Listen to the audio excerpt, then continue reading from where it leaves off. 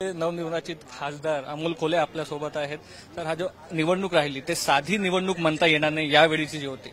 आपण तुम्हाला पाहिलेलं आहे, जी पक्षफुटी झाली त्यानंतरचा जो संघर्ष राहिलाय, कितीदा असे प्रश्न आले की अमोल कोल्हेंवर प्रेशर आहे, ते सोडून जाणार आहेत. तिथून आताचा जो प्रवास आहे काय म्हणणार?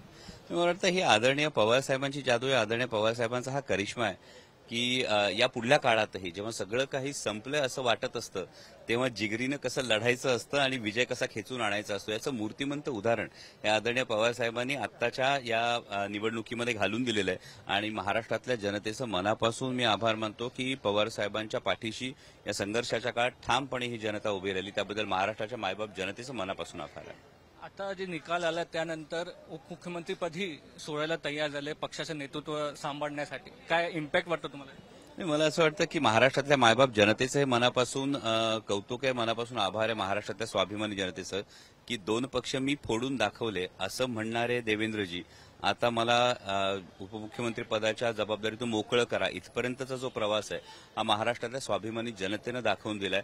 कारण महाराष्ट्रात गंगा यमुनेकाठची भुसभुशीत माती नाही, सह्याद्रीचा कठीण कातळ आहे हे महाराष्ट्राच्या जनतेने दाखवून दिलंय. संविधान खतरे में अशा खोटा नरेटिव्हमध्ये हे कोल मिळाला असं भाजपचं म्हणणं आहे. हा खोटा नॅरेटिव्ह कुठे होता? यामध्ये चार त्यांच्या उमेदवारांनीच ही गोष्ट बोलून दाखवली होती. मग त्या 4 उमेदवारांवर आधी त्यांनी कारवाई करावी, ती कारवाई करून नंतर मग हा नॅरेटिव्ह खोटा आहे असं बोलावं.